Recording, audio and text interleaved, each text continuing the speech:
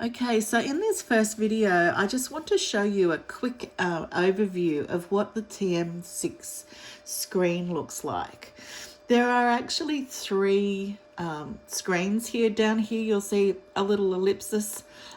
There's three little dots telling you that you've got three screens. So the very first screen is Cookie Doo. And this is awesome. You can actually type in any recipe that you want to cook or find. Say if you have carrots in your fridge and you want to use them up, if you type in carrot and search, you'll see that every recipe that has carrots in it will come up on your screen, and you can find something that you'd like to cook. So as you can see, there's 1,144 results for carrot in there. So there's quite a lot of recipes. I think to date, in all languages, there's something like 80,000 recipes in Cookie Doo. So the next thing, people don't realize this, but you can actually scroll down. And I think Cookie Doo is similar to a magazine with no ads. If you're into recipe magazines, this is pretty much what it's about. So you can see blog posts in here and find recipes. These are recipes to do with dough. These change all the time. So every couple of weeks, you'll notice that your Thermomix front page will have changed. Your Cookie Doo front page will have changed. And like I said, it's like reading a magazine. It's pretty awesome. At the moment, they're doing a little bit of a thing with layered cooking. So you can click on that and it will take you to, I'll do it actually, take you to a blog post all about layered cooking. We'll go back. Also, the other thing that this machine does that others don't is it's actually got a built-in sound. There are many ways to cook with Thermomix. A bolognese, for example. There is Harry's way with Wagyu beef. There is Anna's way with no meat. So as you can see, there's little videos that you can watch.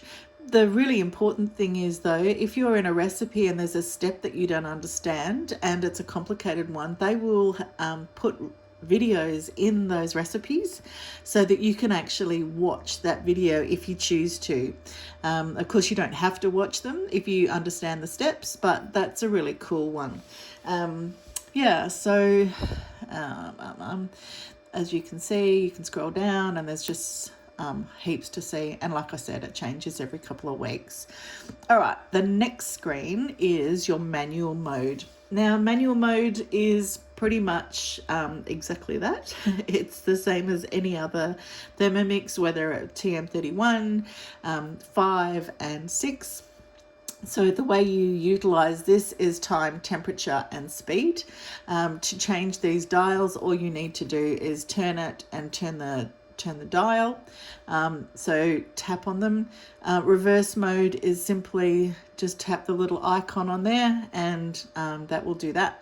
So that's manual mode. There's also a timer in here so that if you have your oven going at the same time as your Thermomix and you wanted to time your oven, you could actually put that on and have it make a noise. It's a different noise for this than it is for your Thermomix.